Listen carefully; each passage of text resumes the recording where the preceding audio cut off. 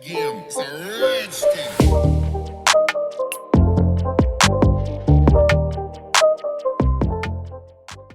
What is going on, guys? Welcome back. In today's video we're going to learn how to do fingerprint matching in Python, so let us get right into it.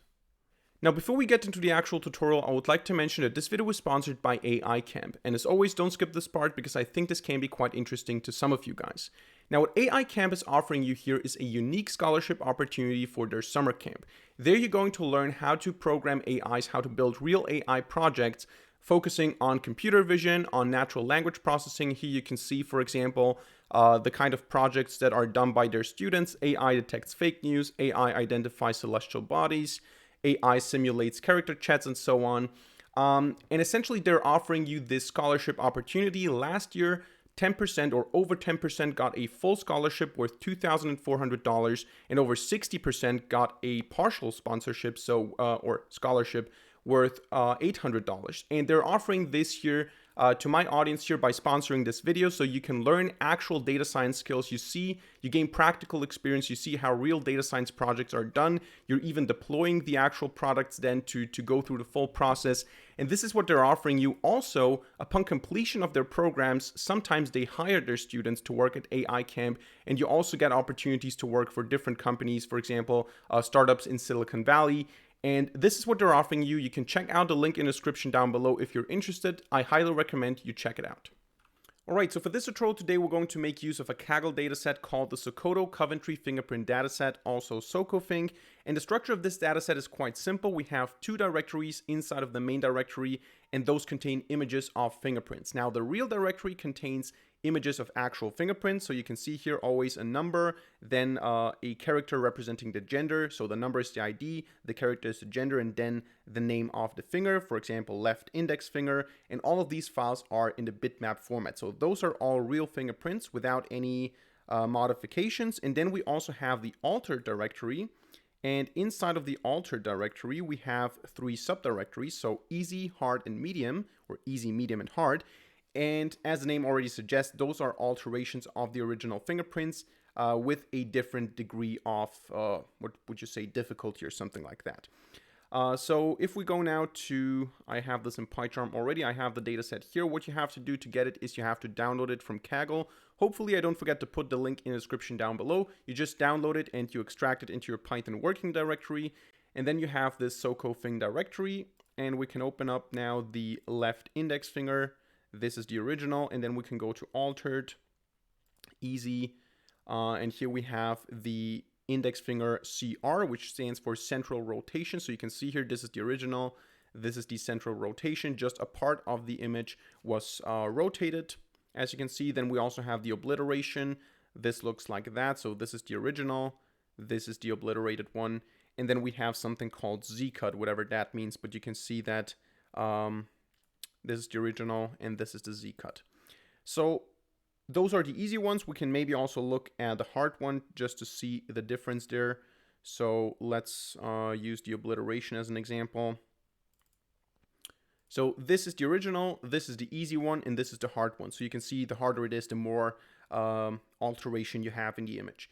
And our job now, or our project today, is to build a Python script that takes one of these altered images and looks to find the original. So we have this, you could say, database of original fingerprints. Those could be, if we have a database of employees that gave their fingerprint, or maybe in Secret Service, or for whatever reason you're using fingerprints, you want to match the fingerprint. So you have some fingerprint that's slightly different, that's slightly altered, but it's basically the same fingerprint. And fingerprints are very complex, so it's very hard to have the same, I mean, I think it's actually impossible to have the same fingerprint. And if it's not impossible, it's extremely unlikely. So even with alterations, you're able to find the original fingerprint. And this is what we're going to do today. We're going to take one of these altered images, and we're going to find the original by just matching the features. All right, so for this project, we're going to use an external library called OpenCV. This is what we're going to use to do the actual computer vision work, so the actual matching of the fingerprints. And this library is not part of the core Python stack, which means that if we want to use it, we need to install it via the command line.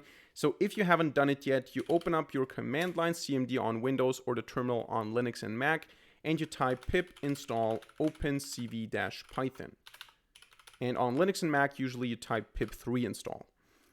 Once you have that, you can import it. It has a different name when you import it. It's called CV2.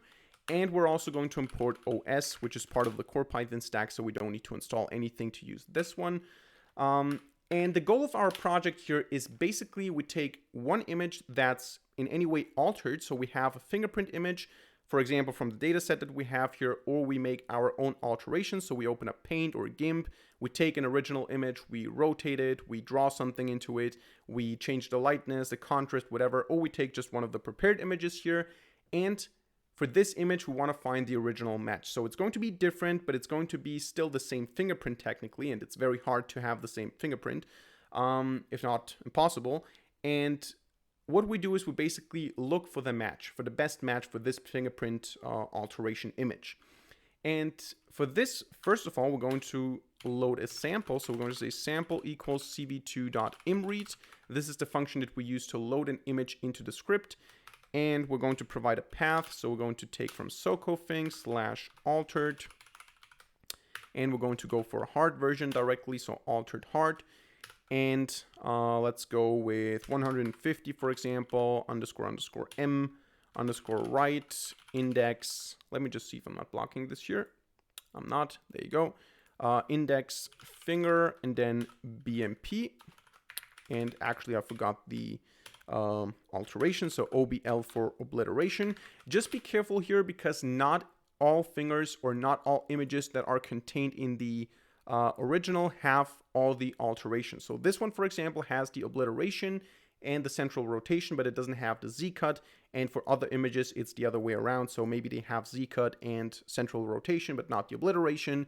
Just make sure that the file exists. And once you have this, you can also visualize this. But before I do that, I'm going to resize it because it's going to be quite small. So CV2 resize sample non fx equals 2.5, fy equals 2.5. This is just a scaling factor. And now we can display it by saying cv2.imshow, and let's call this sample. We're going to display the sample. We're going to call the wait key function to not have this disappear immediately, and then cv2.destroy all windows. This is going to just show us the image. So this is the image. You can see here the obliteration. And for this image, we now want to find the original. And this is going to be done with feature matching, or not feature matching, with key point matching, actually. So we're going to find the key points of this image, and we're going to compare it to the key points of all the originals. And where we find the most matches, this is going to be our image.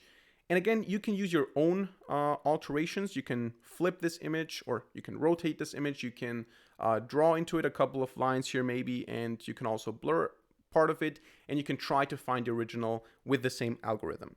So let's remove this, and let's also remove the resizing because we're not going to resize all the images. And what we want to have here is we want to have variables for the final results. So the final image that we find that is the best match has to be stored in image. We're going to initialize this with none. We also want to have a file name. This file name is going to be an empty string, or actually we can also say none. Doesn't really matter. We want to have the key points of this image, of the sample of the original image, and then we want to plot so we want to have the key points of the sample image, and we want to have the key points of the original image so that we can plot the connections between the individual key points. So KP1, KP2, and also the match points are going to be stored, initialized with none, none, and none. Now let me see if I forgot something. Last but not least, what we also want to have is a maximum score, or a best score, so that we can see actually, okay, how good is the current match? Is it better than the best match? And if yes, replace the best match. So best score is going to be 0 in the beginning. And then we can start with the algorithm. We can say for file in, and here we're going to do a list comprehension, file in file, or actually, what was it? File in file, and then file in OS list directory, so list here. And we want to get all the images from the real data set. File for file in. That's what I wanted to do. There you go. So we have for file in, file for file in, OS list directory, and here we can start the loop. Now, actually, this makes sense if you want to go through all the images, And I recommend you do that because the data set is not huge. But for the sake of this video, I'm going to only go through the first 1,000 examples so that we can speed up the process a little bit. So I'm going to say, okay, up until the 1,000th image. Why? Because this image, the correct match, so to say, even though the algorithm doesn't know it's the correct match, will be part of the first 1,000 images. And of course, we know that, we know what the original image is, but the algorithm does not. So even if we wouldn't know what the original image is, we would be able to use the algorithm to find the best match. So for each file in that directory, what we're going to do is we're going to load it by saying fingerprint underscore image is cv2.imread file, and or actually, what was it? socofing /real/plus file. And what we need to do next is we need to create a so-called SIFT object. And SIFT stands for Scale Invariant Feature Transform. Now, if you want to know technical details about this, this can be a little bit more complicated. I recommend you check out Wikipedia. However, if you really want me to cover that in a separate video, let me know in the comment section down below. If the demand is high enough, I'm going to make a video on this. But for now, let's just accept that there's something called the Scale Invariant Feature Transform that allows us to extract key points and descriptors for the individual images. And this can be created by saying SIFT equals cv2.createSIFT. Where is the function? Create underscore SIFT. Oh, sorry, other way around. SIFT underscore create, like that. And this SIFT object can then be used to extract key points and descriptors. Key points are points in an image that are particularly interesting and that stand out in some way. And descriptors are basically ways of describing these key points. So we're going to say now key points underscore 1, descriptors underscore 1 is going to be SIFT detect and compute. And we're going to pass here the sample image first, and none is the second parameter. And then we're going to copy that and change this to 2, and to fingerprint image.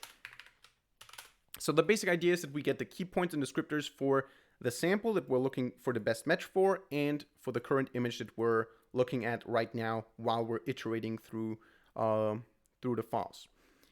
And for these key points now, we're going to find matches. We're going to say matches equals, and for this we're going to use another object from the OpenCV library. This is called the FLAN-based matcher. Essentially, FLAN stands for, as far as I know, or as far as I researched, Fast Library for Approximate Nearest Neighbors. So nearest neighbors, for those of you who know k-nearest neighbors, for example, basically the points that are the nearest to the current point, but approximate means not exactly, not the best match, but approximately a very good match, approximately the best match, and very fast. So because it's not 100% accurate, it's a little bit faster.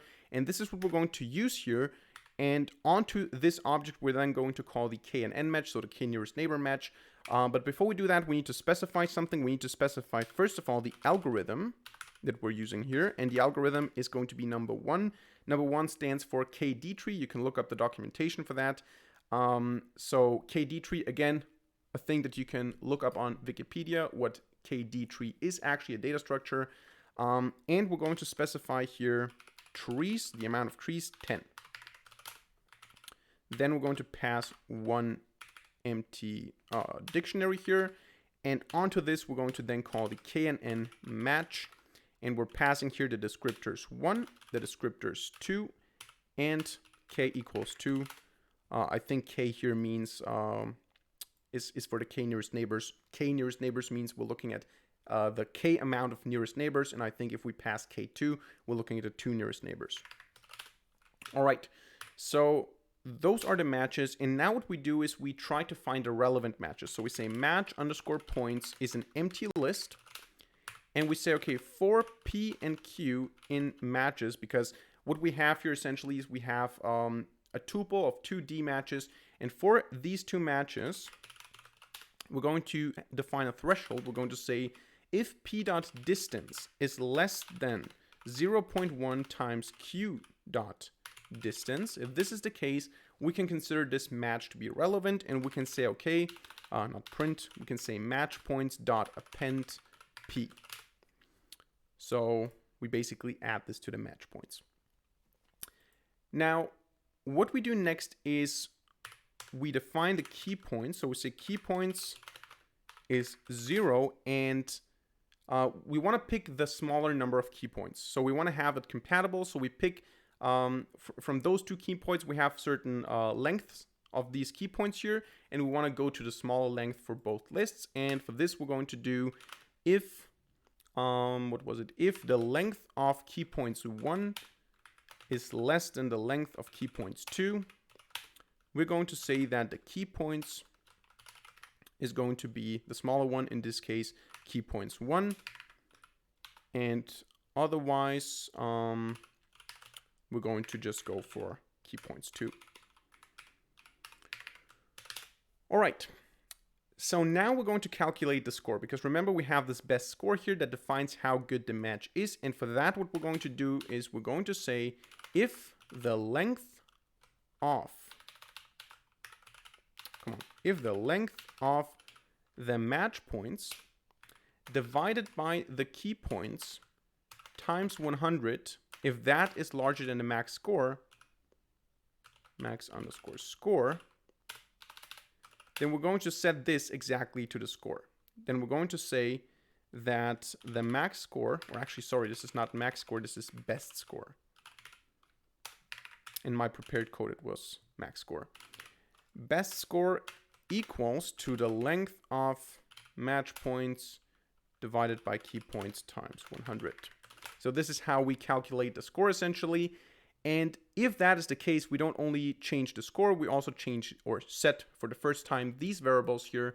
And essentially what we need to do here is we just say file name equals file, image equals fingerprint image. So we already have this.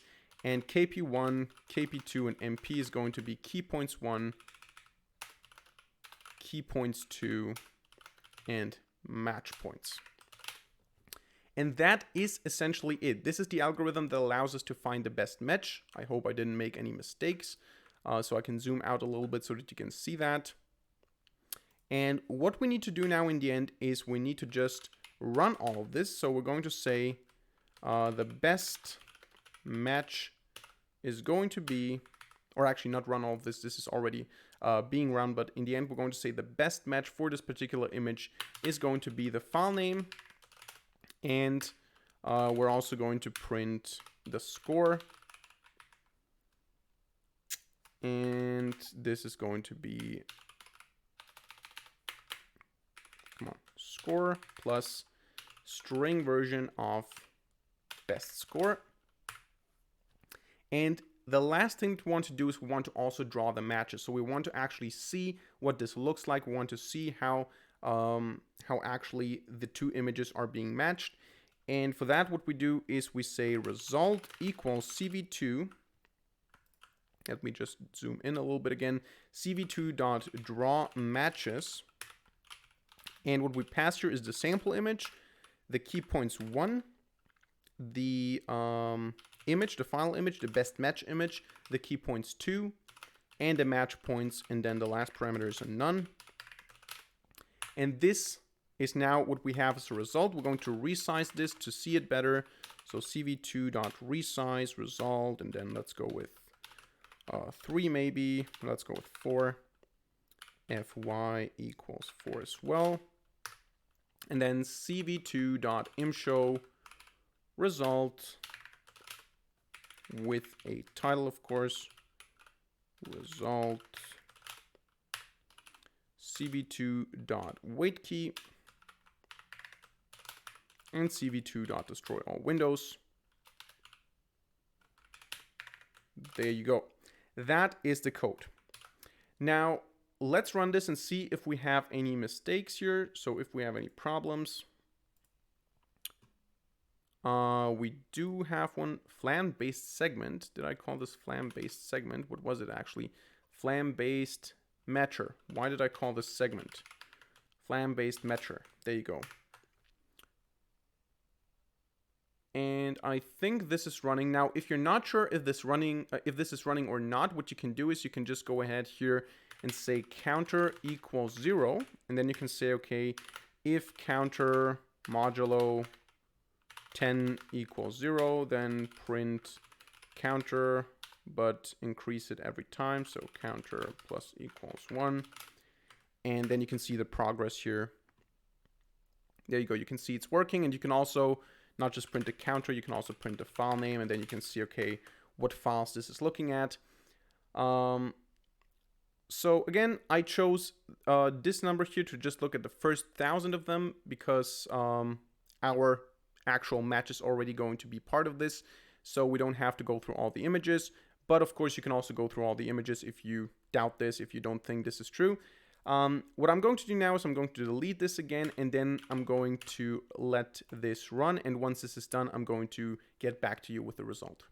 All right, seems like I forgot one little thing to add here. When we use the resize function, we need to pass the image and then a second parameter as well, in this case none, and then we can use the scaling. So you need to fix that, and then you can run this again.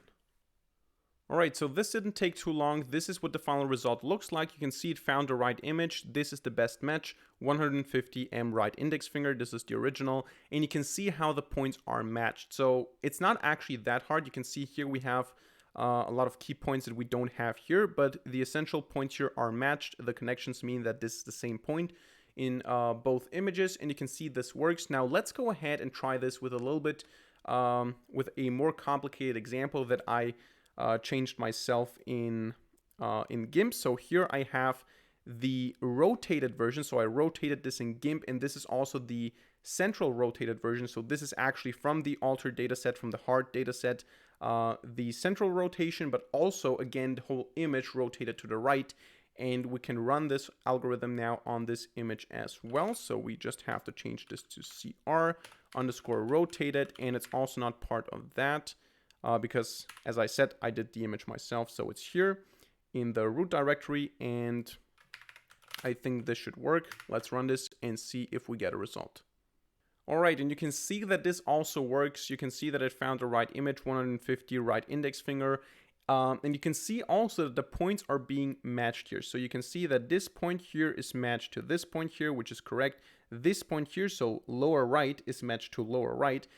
So it still finds the points even if the image is rotated and altered. You can see that it matches the right fingerprint. Now, one thing that I cannot do here, because I don't want to use my own fingerprint on the camera here or online here, I don't want to publish my fingerprint, and I also don't have the fingers of other people. Because of that, I cannot show you how it works or if it works if you take the same finger with a different image, because we always have the same image and we alter the image and we can rotate it and so on, but it's still the same image. But I think that this should also work with a different scan of the same finger. So, however, this is how you can do that. This is how you can do fingerprint matching in Python, and I think this is quite impressive. So that's it for today's video. Hope you enjoyed and hope you learned something. If so, let me know by hitting a like button and leaving a comment in the comment section down below. And of course, don't forget to subscribe and hit the notification bell to not miss a single future video for free. Other than that, thank you much for watching. See you in the next video, and